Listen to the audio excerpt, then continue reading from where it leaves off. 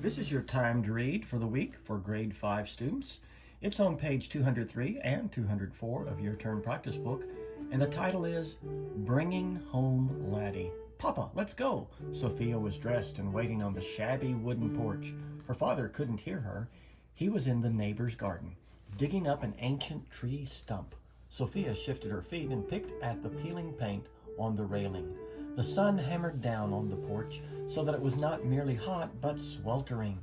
It would serve Papa right if she melted away like the Wicked Witch of the West.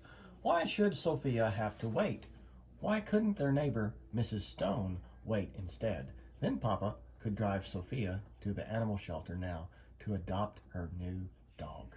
Sophia peered into the shadows of the house. Mom, she yelled, Papa promised we could go early. Do I have to walk? She could imagine how unhappy she'd look, just another stray dog trudging dejectedly down the road. Her mother came to the door, a damp dish towel in her hand. Sophia, come help me. Sophia stayed where she was, as rooted as the neighbor's tree stump. Standing here won't make your father finish any sooner. If you help me, he'll be here before you know it. Sophia gave a sigh of profound suffering and followed her mother through the cool house into the spotless, lemony kitchen. She leaned against the counter and dried the dishes her mother handed her, along with a reminder of the promise she'd made to take care of the dog herself. I know, Mom, I know, Sophia whined. To her surprise, by the time the dishes were dry, Papa was back. The time really had passed quickly, just as Mom had said it would. When Sophia and her parents arrived at the shelter, an attendant escorted them to the dog's quarters, a glaring concrete courtyard lined with tiny cages on all four sides. Its smell was revolting, a mixture of mouthwash and Papa's old fishing bucket.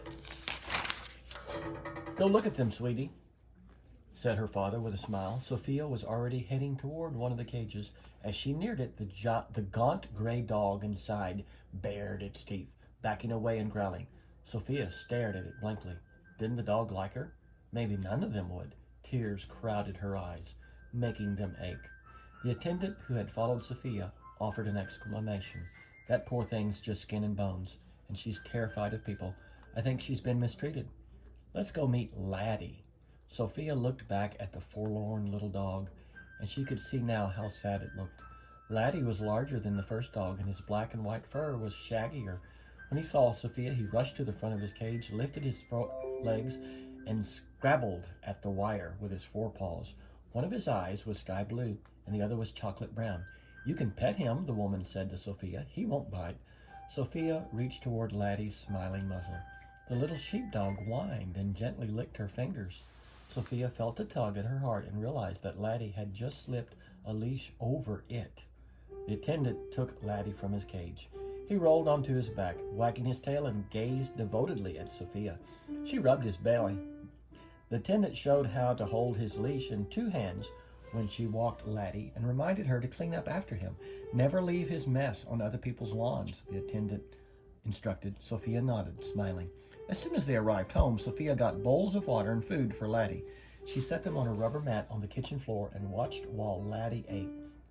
When he was done, she washed his food bowl and put it back on the shelf. Well, said her mother with a proud smile, it seems like you'll be looking after someone else for a change. Sophia grinned, petting the head of her contented dog. Stuffing some plastic bags into her pocket, she picked up Laddie's leash. Want to go meet Mrs. Sloane? As Laddie bounded beside her, his tail waved hello to all his new neighbors.